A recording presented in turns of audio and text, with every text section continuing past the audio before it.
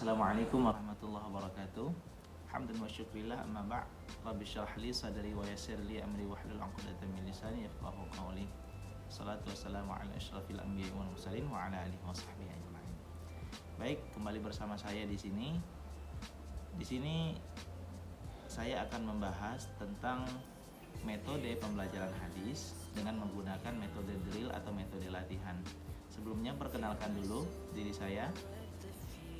Saya atas nama Ihsanuddin, mahasiswa program studi ilmu hadis Fakultas Usuluddin dan Studi Agama Universitas Islam Negeri Sultan Toha Jambi.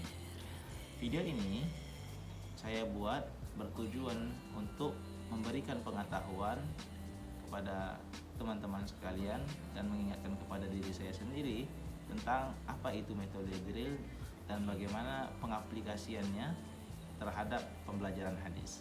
Dan yang kedua, tujuan saya membuat video ini adalah untuk memenuhi tugas mata kuliah saya atau tugas mata kuliah yang diberikan oleh dosen, yakni metode pembelajaran hadis. Baik, sebelum kita lanjut ke pembahasan kita,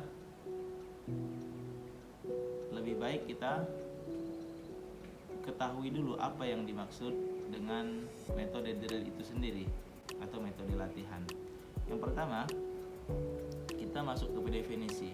Pengertian metode drill itu atau metode latihan adalah metode atau cara pembelajaran hadis dengan sering menggunakan metode latihan untuk mendapatkan kemampuan atau keterampilan yang sempurna bagi siswanya. Lanjut, mungkin ada beberapa pendapat, antara lain seperti misalkan pendapat Rostiah NK dalam bukunya Strategi Belajar Mengajar menyebutkan bahwa teknik latihan atau drill ini adalah suatu teknik yang dapat diartikan sebagai suatu cara yang mengajar di mana melaksanakan kegiatan-kegiatan latihan agar siswa memiliki ketangkasan atau keterampilan yang lebih tinggi dari apa yang dipelajari. Itu. Dan lanjut, kegunaan daripada metode drill ini adalah pertama, untuk menguasai kecakapan motorik dalam pembelajaran atau pendidikan agama Islam, terutama dalam pembelajaran hadis itu sendiri. Materi yang pelajaran memerlukan misalkan seperti pandai membaca Al-Quran, membaca hadis, serta menulis huruf Arab, dan lain sebagainya. Dan yang kedua, penguasaan kecakapan mental dalam pembelajaran hadis ini.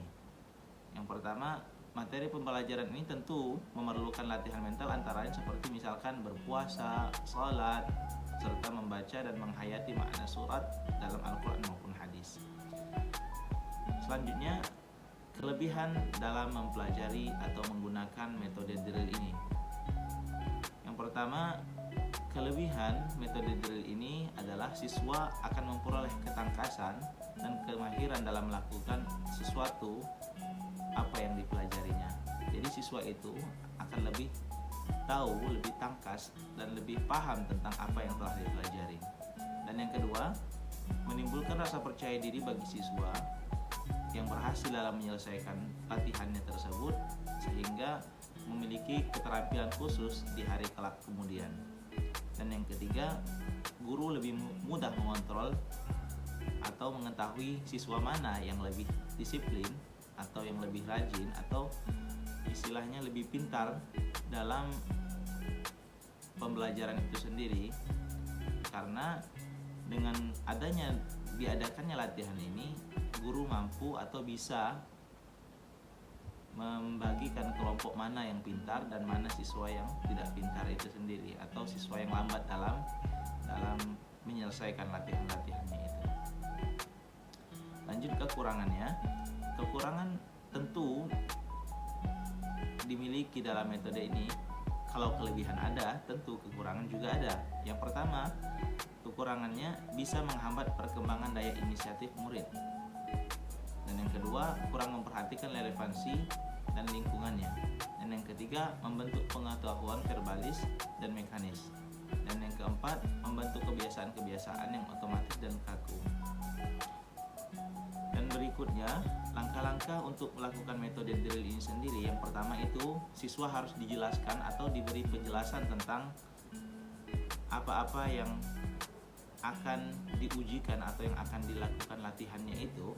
Sebelum melakukan latihan, guru harus menjelaskan tentang pelajaran atau materi-materi sebelum melakukan latihan itu. Dan yang kedua, latihan untuk pertama kalinya guru harus lebih bersifat diagnosis. Sebab tentu ketika latihan pertama dilakukan, guru belum tentu mendapatkan hasil yang maksimal atau mendapatkan sesuai batas-batasannya, karena apabila pertama kali dilakukan tentu tidak mendapatkan hasil yang baik, maka akan dilakukan perbaikan pada latihan-latihan selanjutnya. Dan yang ketiga, latihan yang dilakukan ini atau metode drill yang dilakukan tidak perlu lama, asalkan sering dilaksanakan. Karena apabila sering dilaksanakan, maka terbiasa siswa dalam melakukan latihan. Dan yang keempat, harus disesuaikan dengan taraf kemampuan siswa. Sebab apabila seumpama anak SD diberikan pelajaran anak SMA, tentu tidak sesuai dengan taraf kemampuannya. Maka dari itu, taraf kemampuan siswa harus disesuaikan sebelum melakukan metode drill ini atau melakukan latihan tersebut. Dan yang kelima, proses latihan hendaknya mendahulukan hal-hal yang esensial dan berguna. Mungkin itu saja dari penjelasan tentang metode drill ini.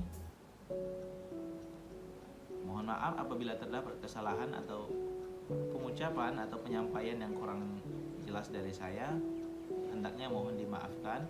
Selanjutnya kita akan saksikan bagaimana pengaplikasian metode drill ini dalam pembelajaran hadis dari riwayat tersebut. Itu namanya hadis sahih. Nah, lanjut. Setelah beberapa penjelasan yang saya sampaikan tadi barusan, saya ingin kalian latihan atau menguji kompetensi kalian sebatas mana pengetahuan kalian tentang apa yang saya sampaikan barusan. Oke? Nah, baik. Sebelum kita mulai, kita hapus dulu apa yang telah kita sampaikan tadi. Setelah kita hapus, oke. Latihan yang pertama, apa yang dimaksud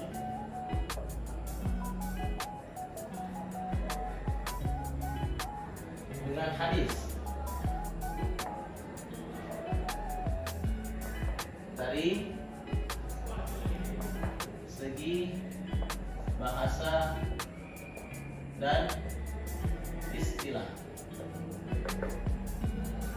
Dan yang kedua, terbagi berapakah hadis tersebut?